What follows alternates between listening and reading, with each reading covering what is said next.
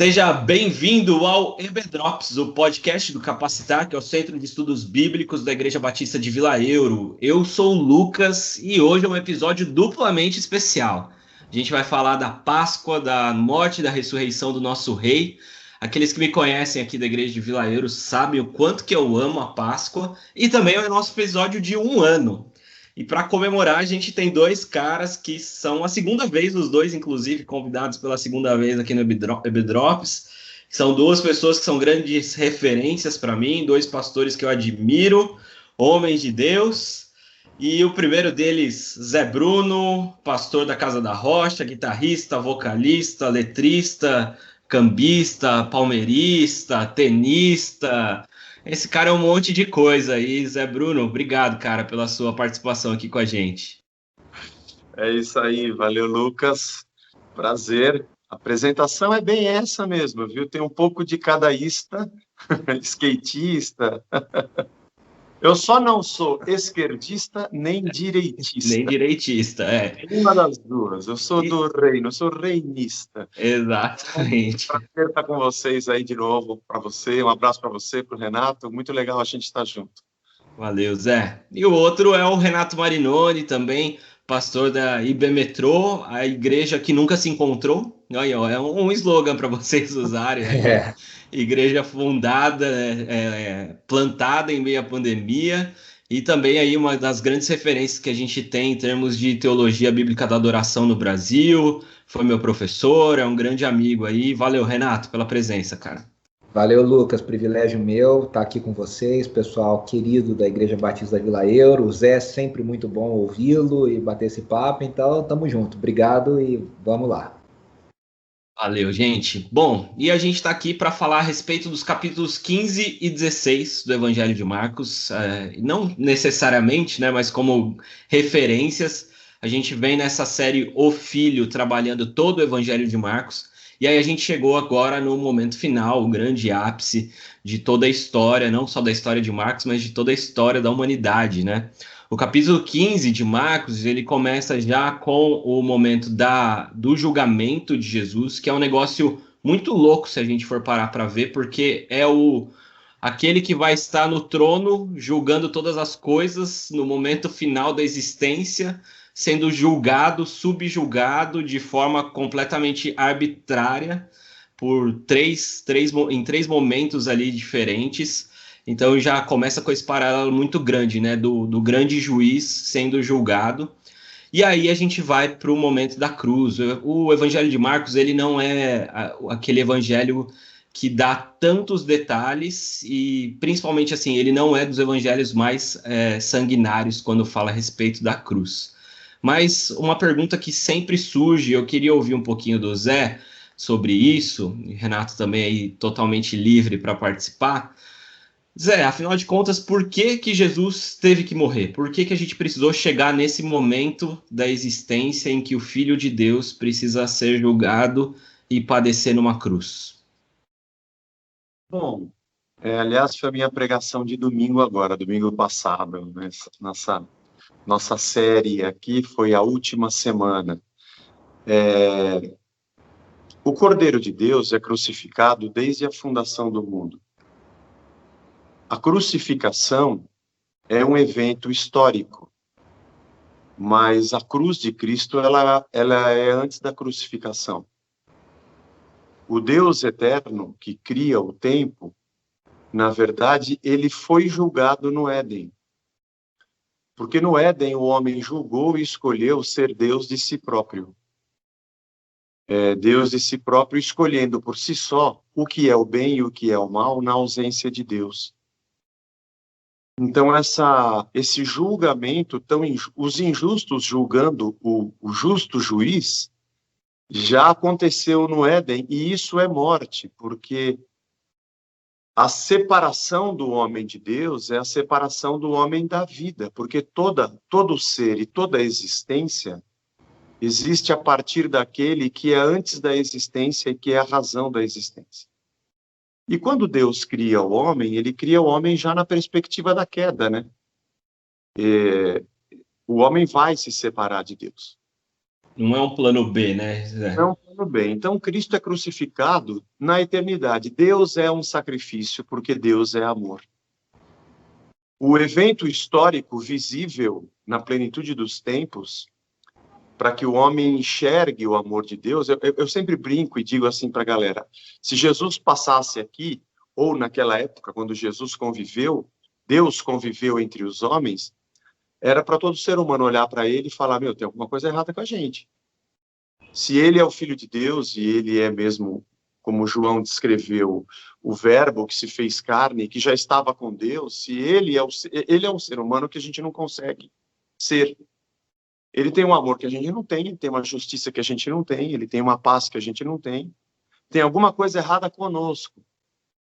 E quando ele diz, me sigam, ou negue-se a si mesmo, tome a sua cruz, é que eu preciso morrer para essa minha existência que é morta, porque o mundo jaz no maligno.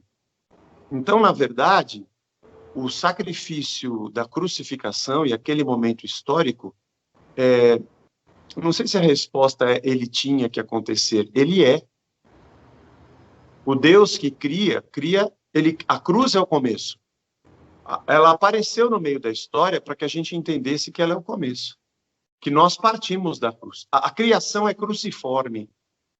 Ela é criada, tudo que é criado o arquétipo da cruz está em todos os lugares para onde nós olharmos nessa criação. E ela é a solução para tudo, né? Então, me perguntaram na semana passada, tinha que ser Judas? Eu falei, se fosse, podia ser Judas ou podia ser qualquer outro Judas, ou vice-versa. A verdade é que ele já foi condenado e já foi traído.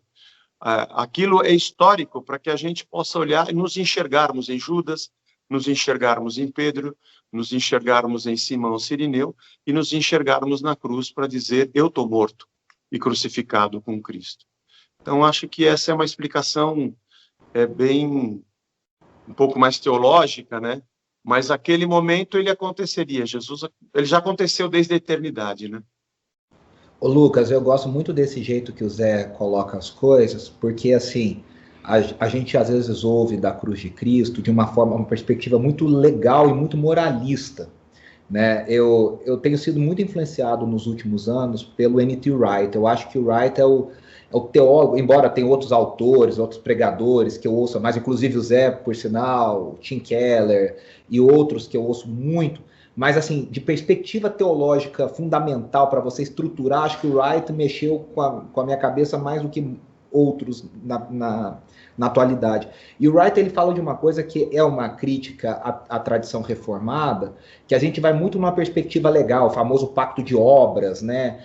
Então, Adão pecou, então Cristo veio para pagar. E aí, nessa perspectiva, parece sempre que Deus Pai é o bravão, é o irado, é o que está sempre nervoso, e que Jesus é o bonzinho que veio... Enfim, cria uma dicotomia dentro da própria Trindade. É um negócio meio estranho nessa perspectiva. E aí a gente perde essa perspectiva narrativa que o Zé trouxe, né, da cruz sendo destrinchada em toda a história bíblica, em toda a narrativa bíblica e sendo revelada na plenitude dos tempos, e isso é muito interessante. Então, eu gosto da perspectiva que o Wright traz de que o pecado foi a idolatria, o Zé falou isso, né, que o homem resolveu se tornar seu próprio Deus. Então, o pecado original, na verdade, é uma questão de idolatria, e que o homem, ao deixar de adorar a Deus, perde a sua vocação original, a vocação de ser a imagem de Deus na Terra, a vocação de ser um sacerdote na Terra, a humanidade como um todo. E aí, nessa perspectiva, Cristo vem realinhar essas coisas, vem tirar o poder das mãos de Satanás e retomar o poder para si, para compartilhar com o seu povo. Né? Então, eu gosto muito do Lewis. A gente tem feito na IB Metrô a jornada de 50 dias do Preparando-se para a Páscoa com as reflexões do Lewis. E várias reflexões ao longo desses 50 dias, já estamos caminhando para o final, o Lewis fala sobre a morte que vem da vida. Né? A vida que vem da morte, desculpa. E ele mostra, por exemplo, ele dá o exemplo da semente, né? Que a semente parece um negócio morto, duro, que não, você olha, você não diz que aquilo está vivo. E a vida vegetal vem daquilo. E o padrão de Deus estabelecido na cruz e em toda a criação é esse, né? É a vida que vem da morte. Então, para nós vivermos, Cristo tinha que experimentar a morte na sua plenitude para vencê-la. Então, isso é algo muito profundo e eu acho que explica um pouco isso também que o Zé comentou. Cara, sabe o que é interessante? A primeira frase no primeiro podcast dessa série, que eu falei até em termos de brincadeira de apresentação, porque eu tava no hype a novela da Record, né? O Gênesis, estava bem naquela época. Eu falei, o verdadeiro Gênesis é aqui, o Evangelho de Marcos apresenta o verdadeiro Gênesis, porque a gente tem toda ali, Marcos já começa, né, com o batismo, e a gente tem ali a questão da criação, né? A voz, a gente tem o verbo que se fez carne, a gente tem o Espírito Santo, e o Keller trata isso, inclusive, né, da questão da dança, da trindade, que ela é perfeita em si mesmo, e é muito interessante a gente pensar dessa perspectiva, que na verdade, assim, não é que deu errado e demorou 2000 anos, olhando a perspectiva bíblica, para Deus conseguir arrumar o que o diabo desorganizou lá no Éden. Não é isso, né? O próprio Deus já na eternidade, como o próprio apóstolo Paulo fala, ele já define isso na eternidade como a entrega, e isso traz uma perspectiva diferente para a gente, né? Inclusive o nosso olhar para a humanidade, o nosso olhar para a nossa relação com Deus, de que esse amor ele só se manifesta no tempo e no espaço, mas ele é para todo sempre, é um negócio completamente diferente mesmo. Nós somos filhos também desde a eternidade, né? É uma perspectiva muito interessante da gente pensar, e acho que inclusive quando a gente pensa desse olhar, desse prisma, a gente também tem que ter uma postura diferente, né? De que a gente faz parte dessa história eterna e de que a gente não deve viver com os olhos para essa realidade aqui, mas da realidade que a gente tem da perspectiva da eternidade. Muito interessante mesmo pensar. Acho que nesse aspecto você percebe em Paulo e também nas cartas de Pedro, ou no Novo Testamento como um todo, que tirando os evangelhos, que também têm uma narrativa histórica, nenhum dos apóstolos se preocupa com a narrativa da crucificação em si. Se preocupa com os eventos, né? Tomar vinagre, colocar uma coroa de espinhos, essa encenação do Deus eterno, que é um sacrifício, não é a preocupação. Paulo vai dizer em Gálatas que fora de mim me gloriar na minha carne, né? Eu vou me gloriar na cruz de Cristo, né? Pela qual o mundo está crucificado para mim e eu para o mundo. Então, a cruz, ela que foi a mensagem da vida, né? A mensagem da vida de... Oh, meu Deus, agora me falha a memória, que estou com a imagem dele na cabeça. Billy Graham, pronto, Billy Graham. Mensagem da vida do Billy Graham é a cruz, né? Aliás, tem até na internet, você acha a última mensagem, né? Ele já em casa falando sobre a cruz. A cruz é a nossa vida. Então, Paulo se gloria na cruz. E ela determina o jeito que a gente vive, né? Então, nós somos... Paulo fala em Efésios, se eu não me engano, em Efésios, que existem os caras que são inimigos da cruz de Cristo. E nós poderíamos dizer, como o Renato falou, né? Uma coisa legalista, nós também maltrataram Jesus na cruz. Não. Nós somos amigos da cruz de Cristo. Ele é o amor sacrificial que nos torna vivos. E isso molda o nosso amor, né? Nós somos um sacrifício. O nosso amor é um sacrifício. Ele não é uma coisa que a gente sente, não é uma paixão que arrepia, apesar de que a paixão, o carinho, o afeto, essas coisas fazem parte, são componentes desse sentimento difícil de explicar que é o amor. Mas ele é um sacrifício, ele é a atitude em si. Então, a igreja é isso, as nossas relações são assim, a maneira como nós enxergamos o nosso próximo, como tratamos, como cuidamos, como apacentamos, como amamos o nosso filho, nossa esposa. Nós somos, por amor de ti, somos entregues à morte o dia todo. Então, ela molda nossa vida, né? Eu acho que um jeito que evita essa dicotomia, isso que o Zé falou, né, de moldar a vida, de ser um parte do todo, é enxergar como Jesus encarnou em si a vocação de Israel, né? A vocação da humanidade, a vocação de Israel. Quer dizer, todas as palavras relatadas no Evangelho são Cristo falando, olha, Israel falhou aqui, eu estou mostrando aqui, eu estou cumprindo aqui. Olha, os profetas falaram assim, mas veja, a coisa é assim. E ele foi encarnando, né, inclusive, o servo sofredor, né, que a maior parte dos mestres da época entendiam que o servo sofredor era o povo de Israel, era Israel, que ia sofrer, que não tinha beleza, mas que um dia ele seria... E Jesus fala, não, peraí, eu sou filho de Davi, que vou reinar em glória e poder, mas isso vem através da figura do servo sofredor, do sofrimento. Então, Cristo... Porque aí mostra pra gente, né, Lucas e Zé, que não é... Claramente não foi um plano que deu errado e que agora Jesus veio consertar as coisas que Deus não conseguiu com Israel, né?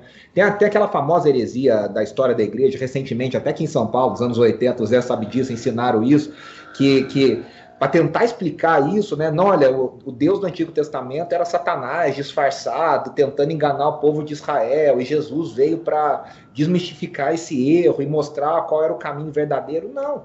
É uma narrativa só, centrada na cruz, como o Zé falou tão bem, e Cristo encarnando sobre si a história de Israel, cumprindo a vocação de Israel e ampliando para toda a humanidade, a humanidade como sacerdote. Então isso é fabuloso, né? Amém, amém, é verdade, cara, é fabuloso. E é interessante a gente olhar para esse momento da cruz, né? Os evangelistas, eles retratam sete frases, 7 palavras, né, que Jesus falou na cruz, e o Renato, inclusive, trabalhou essa série de mensagens na igreja dele, tratando dessas 7 palavras, né? E aqui no Evangelho de Marcos, a gente tem uma única palavra sendo dita, só que acho que é a única palavra que, inclusive, ela é repetida, ela está em Marcos, mas também está em Mateus, e ainda é uma referência ao Salmo 22, né? Então, ela está em 3 momentos diferentes na Bíblia, que é um momento muito significativo, né, do nosso imaginário, pelo menos em relação à cruz, que é quando o filho vai dizer, Deus meu, por que me desamparaste? E aí eu queria, já que o Renato se especializou nisso daí, queria ouvir de você, Renato, o que significa, então, esse desamparo de Deus em relação a Jesus, principalmente com relação à nossa salvação? O que tem a ver com a gente, esse desamparo de Jesus, de Deus em relação a Jesus na cruz? Ô Lucas, primeira coisa é que assim, foi uma série muito impactante para mim, pessoalmente. Primeiro assim, eu resolvi fazer a série de Páscoa, inspirado, não preciso né, fazer média aqui, mas assim, eu gosto muito das séries de Páscoa do Zé, ele já faz há bastante tempo, e eu falei, poxa, a gente podia fazer uma série de Páscoa também. O Zé começa a pregar Páscoa em janeiro, né, Zé? E eu falei, poxa, seria legal a gente fazer fevereiro e março, falando tal. E aí eu tinha um livrinho, tá até aqui o livro do Irving Lutzer, Os Brados da Cruz, e aí eu falei, pô, vamos fazer essa série, vai ser legal, vai ser impactante e tal. Mas assim, hoje eu vejo que foi uma direção do espírito mesmo, assim. Eu não sabia, Spurgeon escreveu sobre as 7 frases da cruz, o A.W. Pink escreveu sobre isso, o pastor anterior lá da Moody Church, né, o Wirsben, escreveu sobre isso. Então, assim, tem uma série de grandes personagens, pregadores, professores que escreveram sobre isso. E aí você falou do começo, né, da cruz, de olhar, né, o juiz de todas as coisas sendo julgado. As 7 frases da cruz, elas proporcionam algumas coisas, assim, impactantes. Por exemplo, a água da vida falando, eu tenho sede, né? Quer dizer, né, aquele que diz, aquele que beber de mim não vai ter sede nunca mais, da água que eu lhe der nunca mais terá sede, de repente está na cruz falando, olha, eu tenho sede, né? E aí é o máximo da identificação de Cristo conosco. E aí o meu Deus, né, o Elohim, Eloi, Lama, Sabachthani, né, a ideia do abandono de Deus, com o Salmo 22, de novo, é Cristo reencenando a história de Israel. É impressionante. Todas as frases de Jesus são citações do Antigo Testamento. A maior parte, 4 delas são salmos, literais. Ele cita a questão do tenho sede, a questão, citações ali verdadeiro. Até o mulher, eis aí o teu filho, né? É o cumprimento da profecia de Simeão, que disse para ela, olha, uma espada vai traspassar a sua alma, né? Quer dizer, ali era o ápice dessa profecia da vocação de Maria, de sofrer pelo amor de mãe que ela tinha a Jesus. E essa pergunta, essa frase do meu Deus, é literalmente Jesus sendo abandonado pelo Pai. Né? Literalmente o Pai virando as costas para o Filho, porque o Filho estava agora imerso no pecado da humanidade. Então Deus, na sua santidade, não poderia estar com o Filho nesse momento. Imagina, quer dizer, né?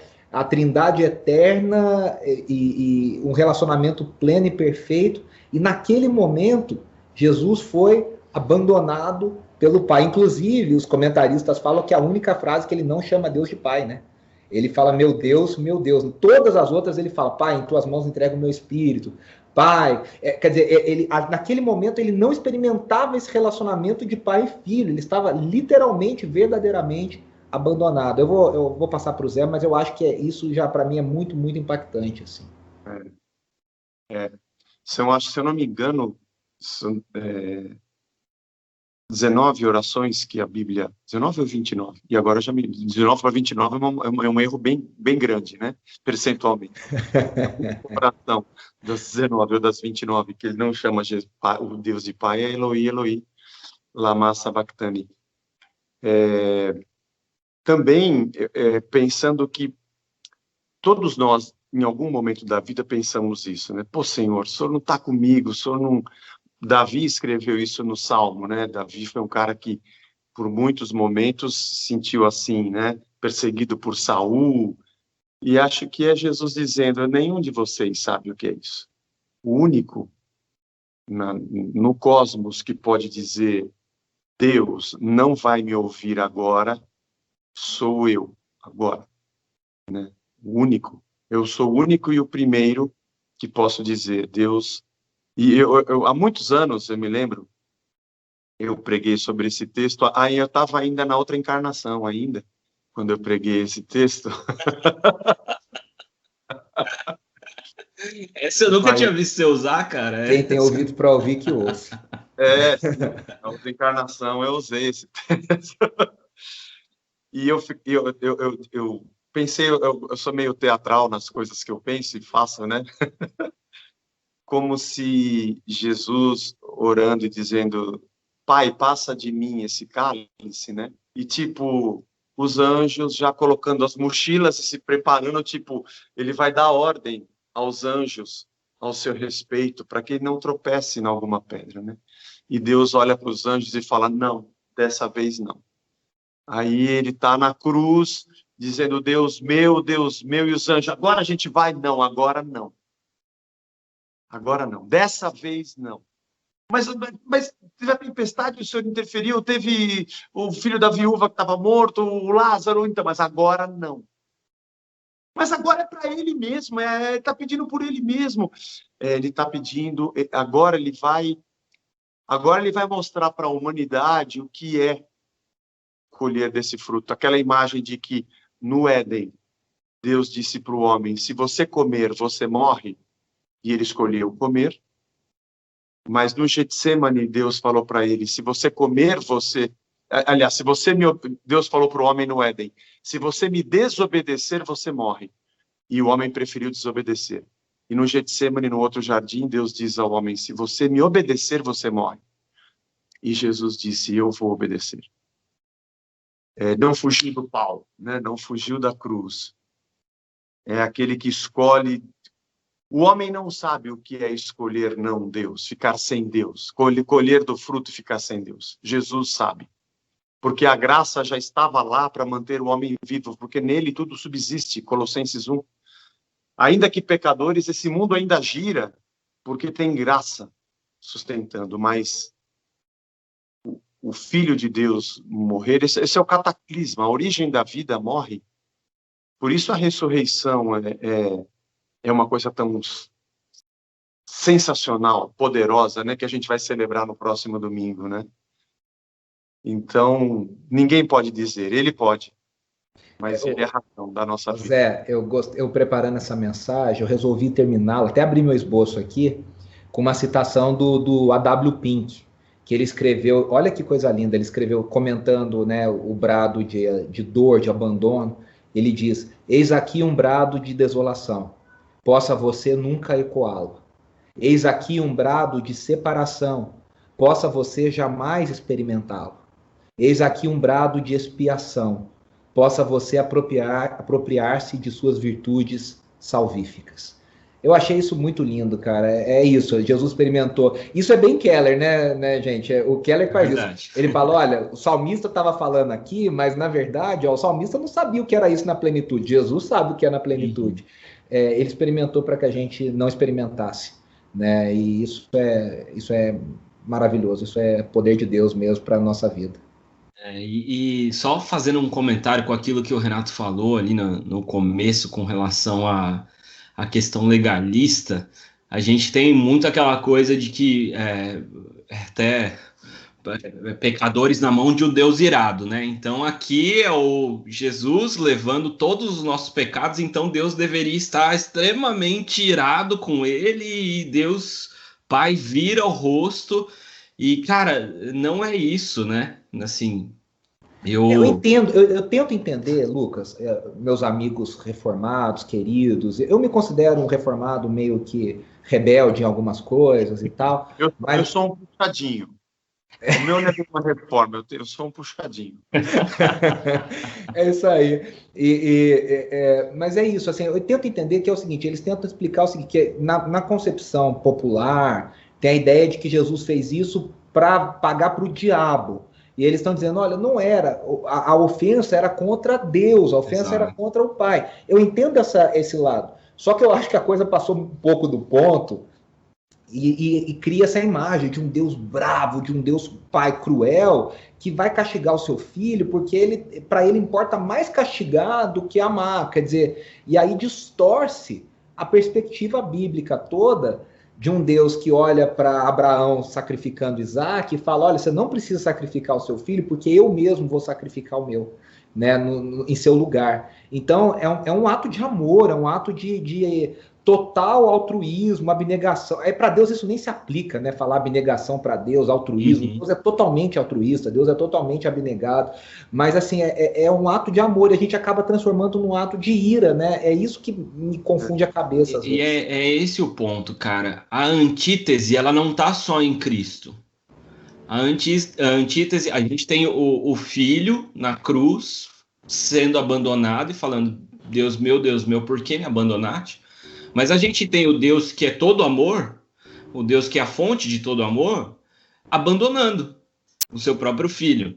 E há um ano atrás, um ano atrás não, né? 358 dias atrás, quando eu gravei com o Zé sobre a Páscoa do ano passado, com o Zé e com o Felipe Breder, eu estava próximo a me tornar pai, né? Meu filho nasceu 4 de maio. E a perspectiva da Páscoa, olhando para esse texto agora, assim, eu não consigo me imaginar abandonando o meu filho. Eu não consigo me imaginar vendo meu filho no auge dos seus 11 meses de idade tendo alguma necessidade e eu não socorrendo, né? Hoje, de madrugada, minha esposa me acordou 3h30 da manhã e falou, tenta ninar ele aí porque não tá dando certo, eu já fiz de tudo, não tô aguentando. E ele dormiu com a música do Fábio Sampaio. Depois, inclusive, eu vou falar isso pro Fábio Sampaio. Mas dormiu ali no meu colo. Isso é uma coisa boa ou brincadeira? Coisa boa, coisa boa. Eu não sei se é bom, você jogaram com a sua música, eu falei, caramba! Aquela, está tudo bem, né? Fui cantando, ele ninou e dormiu. Acho que é bom, cara. Mas eu não consigo, mesmo com o auge do sono, cansaço, tudo mais, eu não consigo simplesmente deixando ele sofrer ali em agonia no seu berço e eu virar as costas e dormir. E aí a gente tem isso na perspectiva de Deus, nesse cataclisma cósmico, como o Zé falou, e Deus também, que é a fonte de todo o amor, virando as costas. Então, essa antítese para resolver a questão do nosso pecado, ela aconteceu em toda a Trindade, né? Não é só o Cristo na cruz. quando Deus... O jardim tinha a árvore que tinha o fruto do conhecimento do bem e do mal, e tinha a árvore da vida.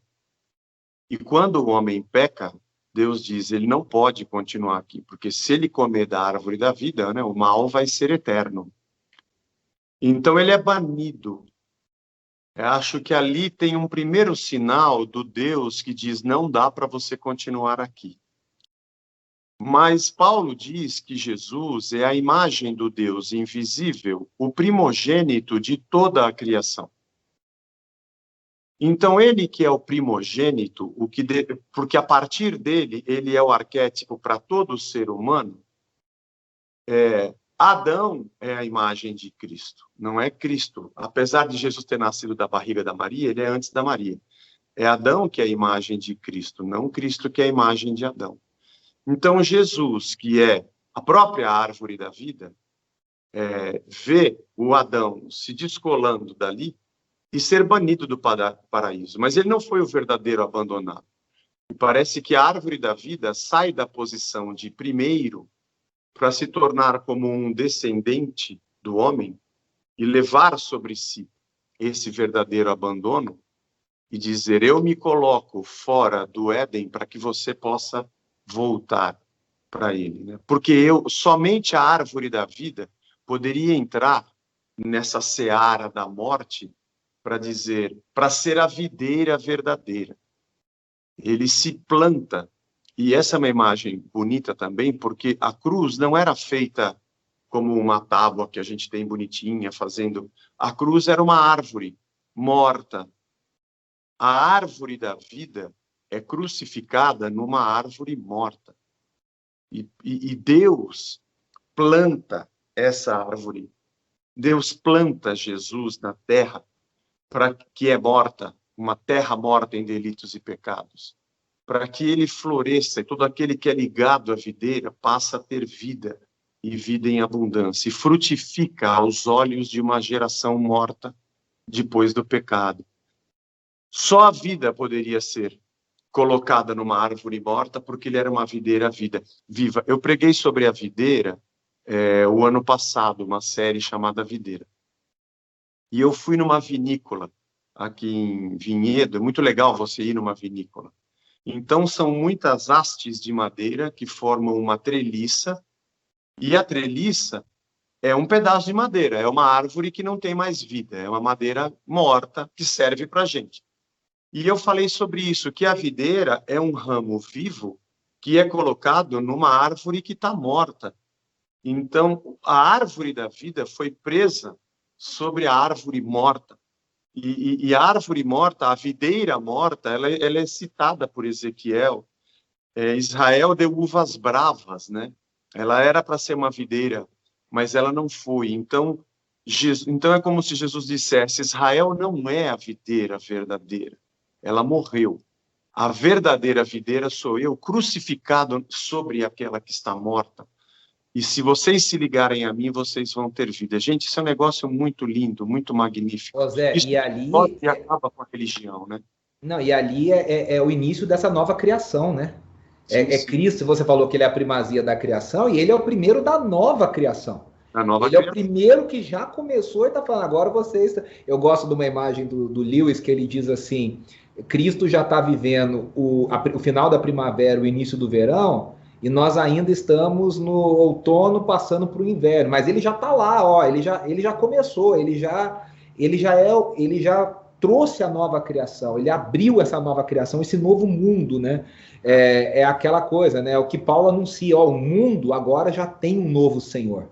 Vocês ainda não... Ele não veio tomar conta, ele não chegou aqui ainda, mas o mundo já tem um novo Quírios, né? O mundo já tem um novo Senhor reinando, tem um novo César. E é isso, né? Essa vida que brotou dessa morte, isso é muito, muito tremendo. E sabe o que é muito interessante? A forma como Marcos relata isso. Ele fala que Jesus me inspirou, eu não lembro exatamente como que ele faz, eu não estou com o texto aqui, mas é sucessivo. Jesus entrega o seu espírito, expira, o véu se rasga e o centurião fala, verdadeiramente esse era o Filho de Deus. E aí é legal que a forma como Keller aborda isso no livro, que ele fala, cara, esse centurião, ele estava acostumado com a morte, ele era um alto oficial do exército, esse cara era um cara experimentado na morte. E ele, que provavelmente fazia parte daqueles que estavam zombando de Jesus agora há pouco, agora olhando para a morte de Jesus, ele fala, essa morte é diferente. Essa só pode ser a morte de um Deus. Então esse daqui verdadeiramente era o Filho de Deus. E aí ele já tem na sua mente tudo ressignificado. Essa nova vida, essa nova existência passa a brotar. Foi o que a partir desse aconteceu momento, com o ladrão da cruz, né? Também. O ladrão, o evangelho, eu não lembro qual dos evangelhos, fala exatamente Mateus. que os dois estavam zombando de Jesus. Os dois zombavam de Jesus. E de repente, alguma coisa aconteceu em um deles que eu acho interessante que alguns comentaristas falam que provavelmente eles ouviram Jesus, porque a ideia do Pai perdoa-lhes porque não sabem o que fazem. A construção no grego dá a entender que Jesus ficou repetidamente orando aquilo. E aí alguns dos comentaristas falam, olha, provavelmente ele ouviu aquele cara crucificado junto com ele, sabendo a dor que ele estava sofrendo, e repetindo aquilo, Pai, perdoa, perdoa, perdoa. Ele fala, por que eu estou zombando desse cara? Esse cara é diferente de mim. Olha o tipo de oração que esse cara faz crucificado. Eu quero amaldiçoar todo mundo, ele está abençoando. Né? Então, quer dizer, Cristo, com seu exemplo na cruz, além de tudo, né, com a sua forma de morrer, que é uma forma real, no sentido de realeza, de morrer ali, né, uma forma divina de morrer, se é que isso existe, ele impactou aquele centurião, né, como havia impactado aquele ladrão na cruz. E é bonito, né, porque quando ele foi anunciado ao mundo, o anjo Gabriel disse a Maria, ele vem para salvar o seu povo. E Jesus sai do mundo, sai da vida, salvando, né? Ele sai levando consigo um amigo da cruz, que era um inimigo, agora é amigo, e ele diz, você vai estar comigo hoje no paraíso. Quer dizer, é um negócio para a gente ficar com a mente assim explodindo, né? É muito poderoso. A nossa perspectiva ela é sempre religiosa, de causa e efeito e de mérito ou demérito, né, das nossas ações para sermos beneficiados por Deus, né? A gente nunca vai entender Deus, né? Nunca. Deus é eterno, então a gente não vai dar tempo da gente entender. A existência não vai ter tempo para entender o eterno, né? Mas é interessante como Deus, ele é a morte da morte. Deus é a morte da morte. Como a opção do pecado foi dada ao homem, então se Jesus amaldiçoasse, praguejasse, a vida seria engolida pela morte, porque essa é a lógica da morte, né? A vingança, o mal, iria xingar, iria amaldiçoar todo mundo. A maior morte não é só fechar os olhos, né? É ser tragado pela lógica da existência morta. E na cruz, ele preserva a essência daquele Deus que morre para a morte. Ele não se curva a esse jeito de viver. Ele continua propondo um outro jeito. Por isso que as discussões que a gente tem hoje de cristãos sobre Deus gosta disso ou gosta daquilo, isso pode ou isso não pode, Deus escolhe a esquerda ou a direita, Deus escolhe Lula ou Bolsonaro, Deus morreu para a morte, ele é a morte da morte. Ele está propondo algo fora das categorias humanas que nós lemos. E aí a gente fica se debatendo e brigando para entender de que lado Deus está. Ele está do lado de fora dessa existência temporal. Ele está nos chamando para um reino onde a lógica do rei impera, né? E nós vivemos nesse chão, fazer uma propaganda agora aqui, eu vou dar um curso extracurricular lá no Servo de Cristo, falando sobre a lógica do reino na construção de comunidades saudáveis, né? E eu vou falar um pouco sobre isso, sobre essa lógica que não tem a ver com as categorias que a gente enxerga. Hoje você tem uma lógica militar na estratificação dos departamentos de uma igreja, você tem uma lógica religiosa de comando e poder, que é semelhante à lógica política. Religião e política são irmãs.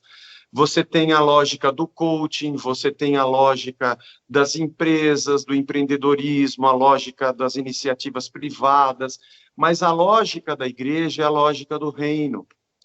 Ela foge a essas categorias, né? E ela é um sinal nessa terra de que existe uma vida fora dessa vida.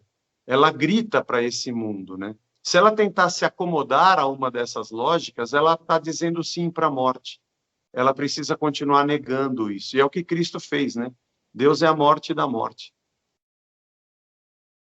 Só um disclaimerzinho para a gente ir para a última pergunta, cara. Falando isso, foi uma coisa que me chamou atenção no texto aqui de Marcos e nem estava aqui para fazer esse comentário, mas já que você seguiu nessa linha, esse ambiente de morte, da lógica da morte que você está falando, ele está imerso em ironia, em reclamação, ele está imerso em cinismo, né, dos guardas a todo momento, colocando coroa de espinhos, falando, faz isso, você não é isso, você não falou que era isso, faz isso. E, cara, parecia que eu estava no Facebook, eu estava lendo ali o Evangelho de Marcos e parecia que eu estava no Facebook. Você não fecha isso? Então faz isso. Você não quer... cara, como a gente realmente está imerso num ambiente, numa lógica de morte, né? E nós somos chamados para outra. Perspectiva eterna, né? A vida humana, ela expurga a vida de Cristo. A morte humana expurga a vida de Cristo. Ela não consegue conviver. E agora vem algo, já que você tocou nesse assunto, Lucas, que é o mais preocupante. A igreja, nessas discussões, quando ela se esquece do reino, ela entra nessas discussões, ela está chutando para fora da sua lógica religiosa a vida de Deus. Isso é triste. Exato. Apocalipse, né? Jesus está fora da igreja, batendo na porta, falando: vocês estão aí? Eu estou aqui. Eis que estou à porta e bato. Se alguém ouvir a minha voz e abrir a porta, aí eu entro. É o que Agostinho fala, né? O Senhor estava dentro de mim e eu estava fora, né? Quer dizer, ele mas se eu puder fazer uma propaganda, não de algo que eu vou fazer, mas de um livro que eu li, assim, foi o livro que melhor explicou isso que o Zé falou, da perspectiva da eternidade e tal, e é do Lewis.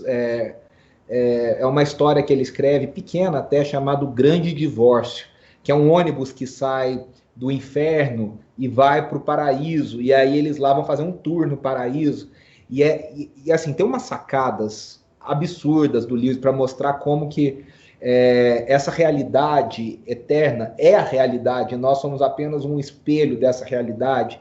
E eu recomendo muito que quem está nos ouvindo leia o livro, porque vale muito a pena para essa perspectiva que o Zé comentou. Me ajudou muito. Legal, gente. E agora partindo, então, já para os finalmente aqui da nossa conversa. Tá muito bom, tô aprendendo bastante. Mas não acabou na cruz. Glórias a Deus por isso, né? Porque se acabasse ali, era Jesus sendo só mais um sábio. Mas tudo isso que ele fez, todo esse significado da morte não poderia acabar ali em morte, né? E no terceiro dia ele ressuscitou, e isso traz esperança. A ressurreição de Cristo traz total esperança para essa nova vida que a gente está falando. E esperança é uma palavra que tem sido muito dita nos últimos tempos, nesse período que a gente vive de pandemia, de profundo luto, dor, sofrimento, que todos nós temos experimentado, talvez mais próximos, talvez um pouco mais distantes, mas ninguém, eu acho que está alheio a isso. E aí eu queria ouvir de vocês como que, então, que essa ressurreição de Cristo ela pode trazer esperança para a nossa vida cotidiana. Nesses 30 anos da banda, eu fiz uma canção falando sobre esperança, de maneira irônica, mas verdadeira. Nem todo mundo entende as letras às vezes, mas eu disse assim: eu ainda tenho fé de que nada vai mudar, né? Mas Eu sigo olhando para cima, não importa a sina, nem onde é que eu vim parar. Eu ainda tenho fé de que esse mundo há de acabar. E eu reparto o pouco que eu tenho, vou seguindo o louco, porque o profeta diz que nem o louco errará o caminho, né? Então eu quero seguir esse louco, até o novo começar. A esperança é uma coisa difícil de falar isso, não é que esse mundo se resolva, é que ele se curve, né? É que esse mundo olhe para o reino, né? Então, quando muitas pessoas dizem para mim, mas você não tem esperança nessa terra, e eu digo não, eles acham que eu sou um como é que se diz, um cara que é pessimista, né? Fatalista, né? Eu digo, não, eu não sou pessimista, a minha esperança está no reino, porque eu sei que isso aqui não tem conserto. Se você ler 2 Timóteo 3, os homens cada dia vão ser piores, assim, a minha esperança não está aqui. Não é que eu não tenho esperança, eu não tenho esperança nisso.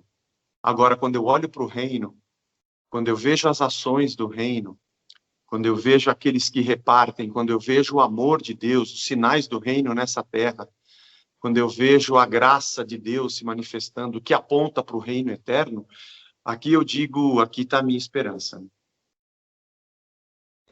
Ô, Lucas, para mim, primeira coisa é que tudo que nós falamos da morte de Cristo nesses dias é de muito consolo, porque você fala assim, caramba, eu estou sofrendo, mas Cristo sofreu muito mais em nosso lugar. Eu posso olhar para as pessoas que estão sofrendo, e nós, como pastores, podemos olhar para as pessoas em sofrimento e falar para elas, olha, Deus sabe, Deus conhece, Deus te entende, né? A gente não serve a um Deus que está impassível, distante, longe, que não é capaz de se compadecer. Isso é a primeira... Acho que eu travei, mas voltei. É a primeira coisa. E a segunda, é isso que o Zé falou da ressurreição, é que aponta para uma esperança verdadeira, né?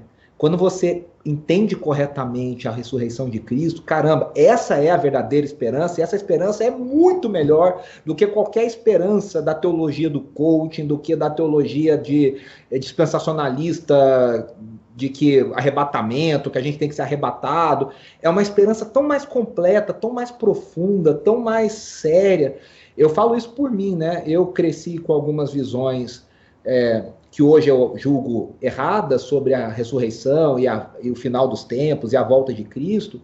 E eu falava assim, pô, deixa eu aproveitar essa vida aqui, porque esse céu vai ser meio chato, vai ser meio esquisito esse céu.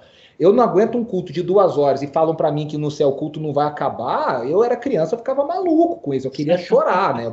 Não queria para esse céu.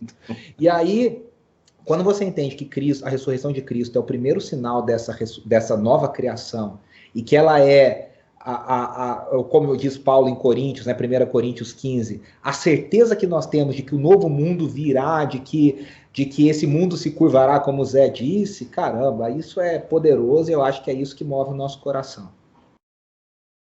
Amém. Que a gente tem esse compromisso com o Cristo vivo, né? E esse compromisso com o Cristo vivo que passou pela morte nos leva realmente para olhar para a cruz e para a ressurreição. E, cara, acho que no final do dia, assim, a gente pode elencar um monte de coisa que a gente faz errado e que a gente vive de forma errada, institucionalmente, individualmente, mas no final das contas é crucificar nossa carne todo dia, entregar nossa vida para Cristo e realmente conseguir viver de acordo, né, com essa perspectiva